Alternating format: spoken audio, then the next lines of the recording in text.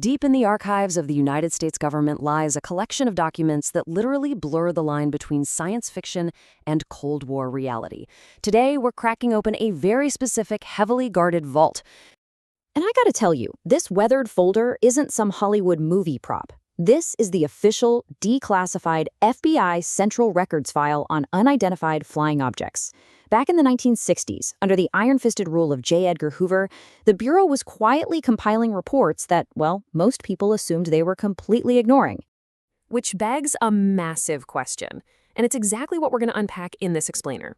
What did Hoover and the FBI actually know about the UFO panic that was absolutely sweeping the nation? And maybe more importantly, why were they keeping these specific, bizarre records in the first place? The sheer level of secrecy here is just staggering. When you look at the heavy, blacked-out redactions and those bold, secret stamps plastered at the top and bottom, I mean, you can feel it. The stakes were incredibly high. This wasn't just some casual filing system. This was treated as a top-tier matter of national security, totally wrapped up in that intense government paranoia of the era. Just take a look at this unredacted line from that exact document. Quote, "I saw unidentified flying objects in 1945 on combat missions." It sends chills right down your spine, doesn't it? All right, let's dive into this deep, strange rabbit hole and see exactly what was crossing the desks of federal agents during literally one of the most tense eras in modern history. To really understand these files, we've got to look at the human element. It teaches us so much about human psychology and government surveillance at the time. You know, the 1960s wasn't just this exciting era of space exploration. It was completely defined by intense Cold War paranoia. The fear of Soviet infiltration was everywhere. And for everyday citizens, the sudden explosion of flying saucer sightings got helplessly tangled up with the very real fear of communist subversion. Take this handwritten letter from August 31st, 1966, for example. It brilliantly illustrates that exact fear. It was penned by a Mrs. Florence Dow, a 63-year-old widow from New Hampshire, and she wrote it directly to J. Edgar Hoover. She mentioned she worked in the records department of an insurance company for 44 years, so she's a completely ordinary, upstanding citizen, right? But she is absolutely terrified. She'd recently sent $3 for a subscription to a UFO magazine, and after actually reading it, total panic set in.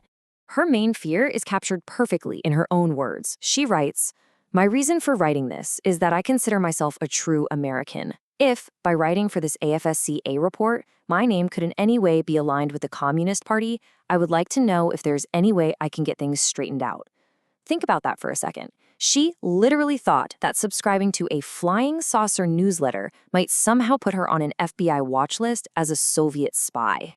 When you look at the sensational pulp sci-fi cover of the magazine she actually bought, the Amalgamated Flying Saucer Clubs of America, and contrast it with Hoover's surprisingly mundane, bureaucratic response, it's kind of wild. He essentially pats her on the head, states the Bureau makes no evaluations on the publication, but then coldly notes that her communication will be made a matter of record. They weren't hunting aliens here, guys. They were meticulously cataloging the paranoia of the American public. But here's the kicker. Florence Doe's instincts about that magazine being somehow subversive, well, from the FBI's perspective, she actually wasn't entirely wrong.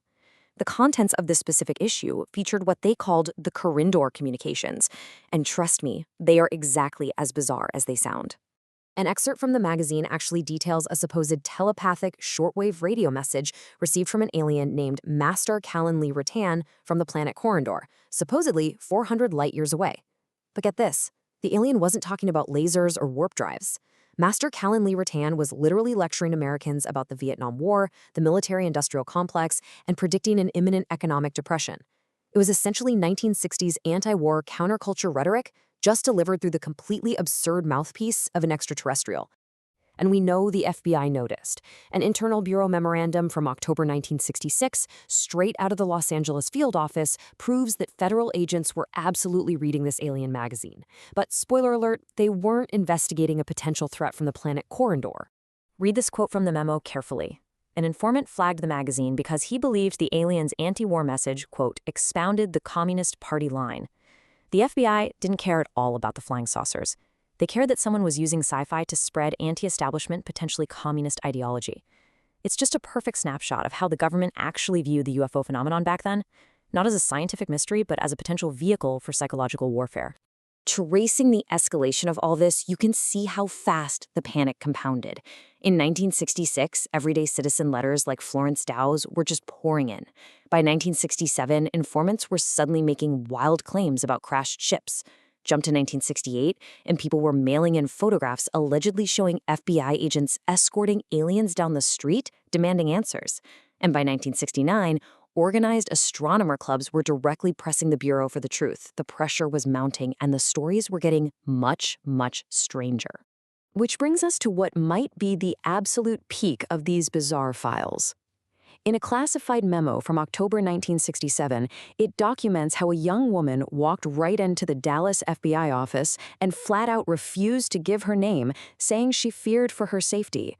She claimed to have met a being from another planet who had assumed earthly form, and get this, she had 4 highly specific pieces of intelligence she wanted to share with the federal government. This intelligence was wild, but incredibly specific. Claim 1. An anti-missile was fired at a UFO over Africa in 1962, but the UFO was protected by a force field. Claim 2. A UFO was detected 22,000 miles from Earth by radar in August 1967. 3. Another UFO was detected over Antarctica that exact same month. And then there was the 4th claim. This is the one that elevated it from just a strange story to something that absolutely demanded federal documentation. She told the FBI, on the official record, a UFO was detected over the dew line in the past week and was shot down, and beings from outer space are trying to recover it. Now, the dew line, that was the distant early warning line. It was a very real, highly classified network of radar stations in the Arctic designed to detect incoming Soviet bombers. For an anonymous informant to walk in off the street and claim aliens were actively skirmishing with the U.S. military over classified radar airspace, well, the FBI had to write it down, even if they didn't believe a single word of it. So what do you do when your desks are flooded with terrified widows, alien anti-war propaganda, and anonymous reports of shot-down saucers in classified airspace? You issue a final verdict. And J. Edgar Hoover's Bureau handled it with exactly the kind of cold, deadpan, bureaucratic efficiency you would expect. The result was a standard response letter like this one from December 1966, sent to a Miss Judith Goodman. The Bureau basically whipped up a form letter to stamp out identical, cold denials to the public. If you look closely at the bottom, there's a little internal note indicating they simply forwarded her letter to the Department of the Air Force and just washed their hands of the whole shebang. The official, definitive stance of the FBI became this rigid phrase repeated over and over again. Matters pertaining to unidentified flying objects are not within the jurisdiction of the FBI. Hoover drew a hard line in the sand. They collected the data, they assessed it for communist threats, and then they slammed the vault door completely shut, pointing the public toward the Air Force instead. Which leaves us with a real lingering thought as we wrap up this explainer. The files are real. The panic was very real. And the investigations into the people reporting them, completely real. But when the FBI stamped "not our jurisdiction" on these files, were they genuinely ignoring the extraterrestrial panic because they thought it was all just nonsense? Or were they simply using the heavy hand of bureaucracy to hide the truth right in plain sight? I'll let you decide.